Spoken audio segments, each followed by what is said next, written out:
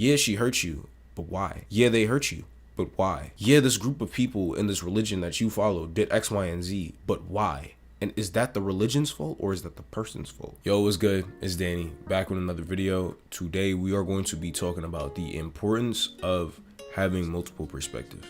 Now, I notice a lot, especially now, as people are trying to grow more as individuals, they tend to take more of a linear stance on a lot of things, or a more black and white or cut and dry stance on a lot of things that they encounter. And I can understand why. When you put things in a black and white box, it's very easy to just dismiss information as you go. And in this ambitious time we live in, where everybody in this generation is trying to get to everything now, it's very easy to just fall into fast food spirituality or fast food religion, to where you're just consume, this is bullshit, consume. It's very easy to do that, but that in reality is not the way, in my opinion at least. I don't see that being the way. If you look back at any of these spiritual practices that people follow, it takes time. And the reason why it takes so much time is because you don't just go straight. It's a spiral effectively. You grow and learn in spirals.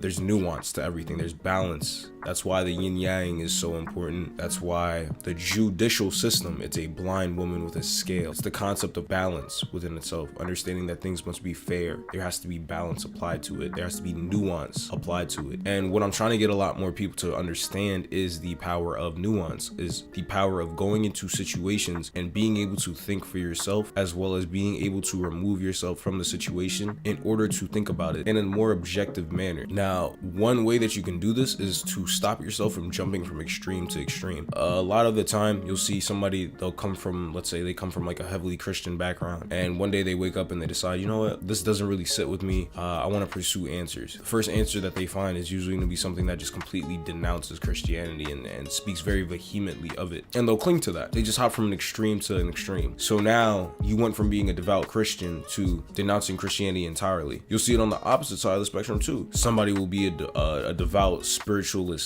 They'll try to take the, I guess you could say, mystic path, but not everybody takes the mystic path. Some people go a darker path, and what they'll do is they'll just jump straight to a religion and they'll cling to it, and then they'll vehemently denounce the practices that they did before and write off anything that doesn't have to do with that said religion or said sector of existence. And that within itself stops you from growing. It stunts your growth within itself. The reason that thinking like that stunts your growth is because you are effectively removing areas that you could possibly learn from due to your own bias and prejudice. And then you are going out of your way to vehemently speak about these things in a manner that would not elevate you as an individual. If you don't agree with something, that's one thing. Understanding why you don't agree with something truly and still being able to respect it is a power within itself that we should all be in pursuit of. You don't have to be a Muslim to respect Islam. You don't have to be a Christian to respect Christianity. You cannot just denounce something and then hop on this wave of sacrilegion. Sacrilegion within itself is not tolerable. It's not something that anybody should do,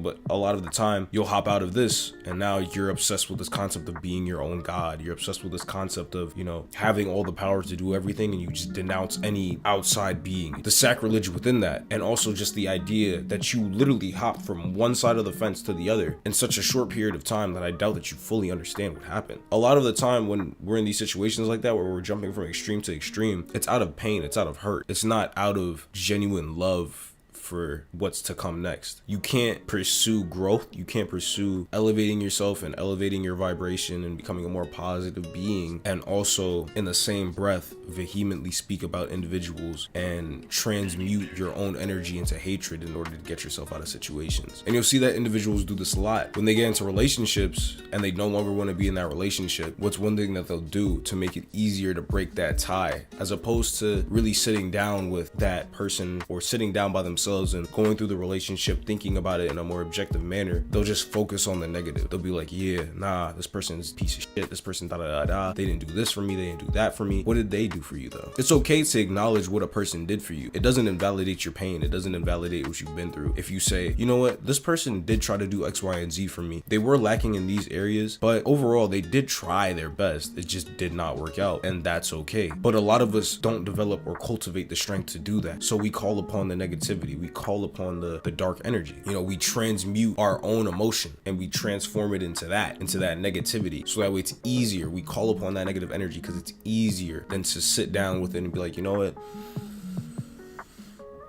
really hurt me. I'm not gonna lie, it hurt a lot, and I didn't think I would ever get hurt this way, not with you, but it did. It hurt. But I am not gonna continue the cycle. I'm not saying you gotta go tell people I am not gonna continue the cycle to their face up directly, but what you have to understand is when you kind of just hop into that negative mentality and you use that as fuel to get yourself out of any situation, you're gonna find a way to continue that cycle. You just don't recognize it. You hopping out of Christianity or you hopping out of Islam, cool, that is not a problem within itself. Wanting to understand more and unbinding yourself from something that was keeping you restricted from learning more, or that you felt was keeping you restricted from learning more, is cool. There's nothing wrong with that. But the energy that you use to get there, that is the problem. The energy that you use to get there is what matters more, depending on what you want out of life. If you're in pursuit of this higher vibration, if you're in pursuit of self-elevation, self-improvement, self-growth, whatever you coined it as, if you are in pursuit of that, you must learn to stop calling upon such negative emotion in these times. There's gonna be a time for you to release that anger. There's gonna be a time for you to release that frustration. But what you can't do is allow those emotions to be the power that you call upon to make those decisions easier to make. If you want to break up with somebody, break up with them, but don't find a way to hate them in the midst of that. If you don't want to follow a certain religion anymore, don't follow it, but don't try to cultivate some way in your mind or find somebody that denounces it and makes it something that you hate, when in reality there's still things you can learn from it that you're cutting yourself off from because of that festering and blinding hatred. You ever heard that person that's like, oh yeah, when I get mad, nah bro, I see red.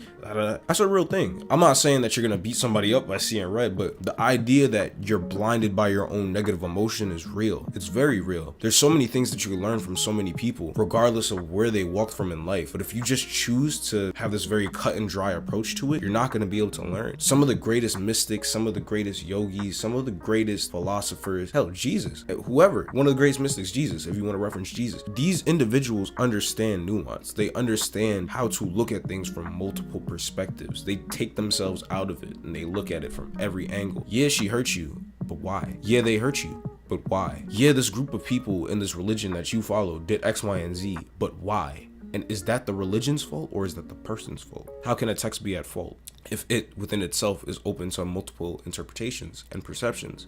How can it be the text's fault? We could both see the same sign and it means two different things to us. And understanding that is what will help you grow more than trying to be right all the time. So going forward, when you get into these situations and you feel yourself relying on that negative emotion, or you feel yourself hopping from extreme to extreme, because you'll know. If you go from one side of the fence to the other, you'll know. You can tell. Because it's gonna look pretty different on one side than the other. Once you find yourself doing that, take a moment, take a pause, and try to find the nuance in it. Try to find the different perspectives. When somebody hurts you, try to understand why they would do that. You know, understand why you felt hurt. A lot of the time, people will hurt you and you don't even know why they hurt you. You don't know why it hurt. You just know that it hurt and you don't analyze it. You don't blame yourself. And I'm not saying blame yourself in the manner that you put all the burden on you for the situation. I'm saying when you blame yourself, take the accountability first to look at yourself and be like, why did this make me feel this way? Why did this make me tick in this manner? Why did this make me yell? Why did this make me do that? Then once you do that, then you move on to the next thing. It's like, okay, well, this made me do that because of X, Y, and Z. Now, why did this person do it? Well, they did tell me this about their past, or, you know, I did notice this behavior about them when I first met them. Now you're beginning to really dissect the situation and understand it from all these different angles. So going forward, you're not mad, you're not angry. You just understand it for what it is and you move forward. But with that being said, I hope I gave you guys a lot to chew on. I definitely want to make more videos covering this topic in the future, just because it's something that I'm not necessarily passionate about, but I do feel like it has a very key importance in understanding how to grow more as an individual, which is what we're all about over here. So I definitely do plan on making more videos of this nature going forward. If you have any ideas for videos that you want me to cover or discuss, feel free to comment it below. If you do want a consultation of sorts, I do have that service available. Just email the email in the description, or feel free to DM me on Instagram, whatever the case may be. Those are paid consultations, however. I do want to advise that in advance. I wouldn't want there to not be any form of transparency with that. If you do want me to discuss something important or talk about something, feel free to comment it. If you don't want to pay for the consultation, that's completely fine.